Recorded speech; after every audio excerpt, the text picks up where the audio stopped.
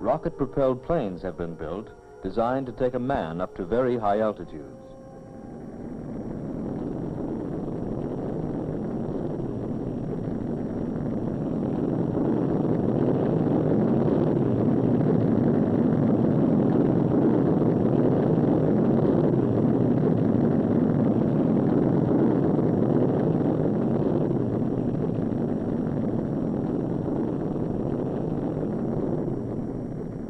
To overcome the effect of gravity, the rocket plane is carried to high altitude by a large transport plane.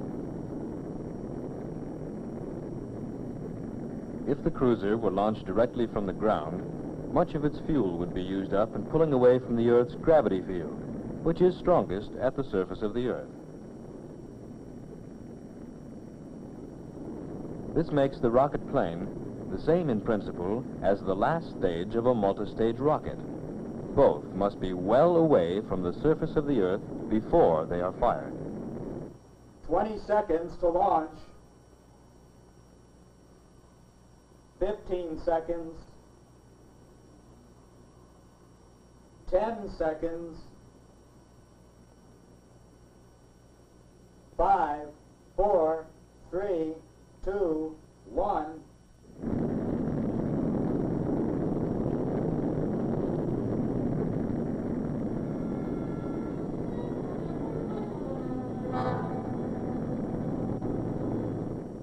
For probing deeper into space, scientists have proposed another way of overcoming the problems of fuel and gravity. They propose space platforms, or way stations in space.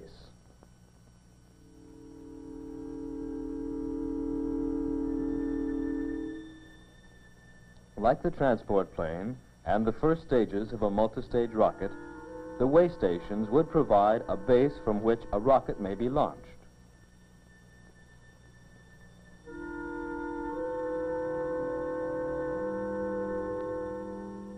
Various forms have been suggested, but a space station might look something like this. Such a space station might be built about 1,075 miles above the surface of the Earth.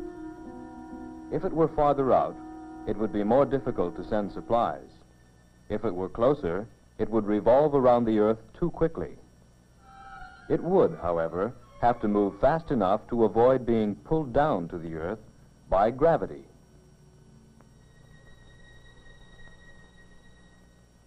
The Earth's gravity still pulls the station, of course, but the direction of the pull is changed by the satellite's forward motion. Instead of falling to the surface of the Earth, it keeps falling around the Earth. Station parts may be prefabricated on Earth, then delivered into orbit by transport rockets and assembled in space. Crewmen will arrive in the same orbit and travel at the same speed to carry out construction. The sections of the space station will be nearly weightless, and one man will be able to move objects that had to be lifted by huge cranes back on Earth. The men will be nearly weightless too, and will have small propulsion units attached to their spacesuits to help them move about. On the inside, the completed station would have to have its own artificial atmosphere. There would be very little pull of gravity to hold objects and people in place. To substitute for gravity, the station may be made to spin like a giant wheel. This would create centrifugal force and would give the occupants a feeling of gravity. They would be thrust outward toward the rim of the station. This would be down to them. Up would be toward the hub of the station.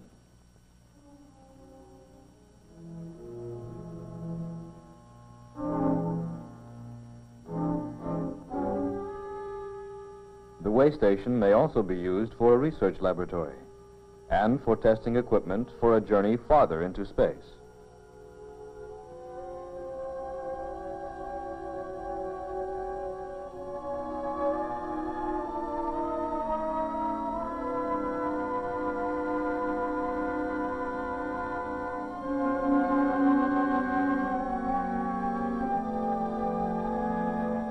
Besides the problems of getting into space, we also have the problem of returning to the Earth from space. As a rocket approaches the Earth from space, it gathers speed. It also meets increased friction as the atmosphere becomes more dense closer to the Earth.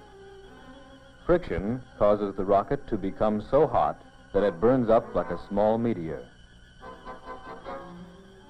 Once we solve all these problems about space stations, Jane wonders why we couldn't put one on the moon. And we could. You might say that the moon is a ready-made way station in space. The moon is about 240,000 miles away, about as far as 10 trips around the Earth.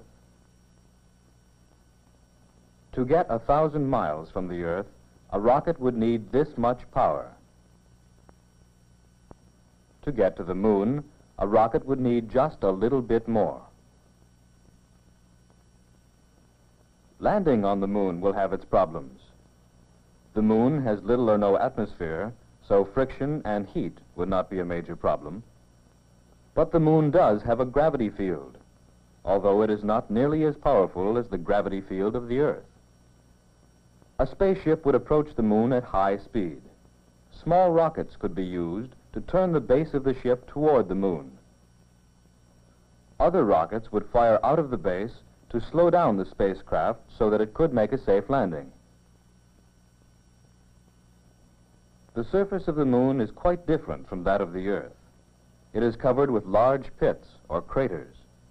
These may be places where large meteors collided with the moon in times past. In addition to craters, there are mountains, crevices, plains, and plateaus. During the day, which on the moon is equal to about 2 Earth weeks, the temperature goes over 200 degrees Fahrenheit. And during the long 2-week night, it goes as low as about 250 degrees below zero. To escape the extreme temperatures, the moon station would probably be underground, where the temperature remains more moderate. It would need a source of power. Green plants might be used to produce oxygen within the station. The station would have to be sealed to retain its artificial atmosphere. Probably the only parts of the station on the surface would be observation domes, entrance ports, and radio antenna. Taking off from a moon base, a space vehicle would not have to pass through a dense atmosphere. It would only have to pull away from the moon's comparatively weak gravity field. It could then head for Mars. At rocket speed, cruising through the very thin gas that appears to fill space, it would take many months to get to Mars. We would probably find some sort of atmosphere on Mars, but not an atmosphere like our own.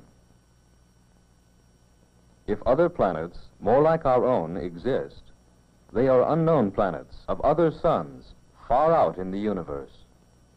The star or sun nearest to our own is about 25 trillion miles away.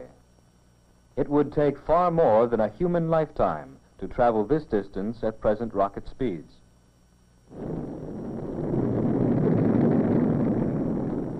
We have seen that one problem in reaching space is to escape from the Earth's gravity field. A great amount of energy is required to escape from this pull. Another important problem is re-entering the Earth's atmosphere at low enough speed so that friction is not too great. Too much friction causes too much heat. Man-made space stations in nearby space might go far toward overcoming the effect of gravity. Such stations would orbit the Earth like satellites and could serve as taking-off points for more distant places.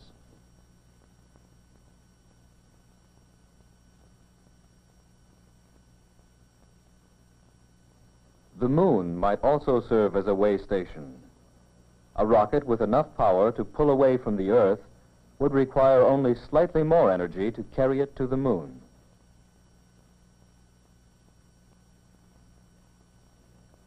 Small rockets can be used to turn a spacecraft while it is in flight. Braking rockets may serve to slow it down enough to make safe approaches and landings possible. The moon might serve as a taking-off point for other planets in our own solar system. A space vehicle could pull away from the moon's weak gravity field easily enough. From there, man could go on to the other planets. Mars is the one most like our own. Even so, it is doubtful that living things like those we know exist on Mars.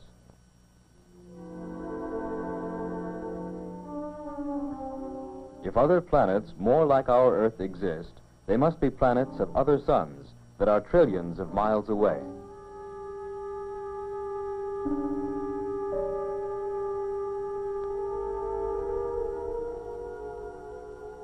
There is so much we can learn in the universe. It is the frontier of the future. And way stations in space are the stepping stones for its exploration.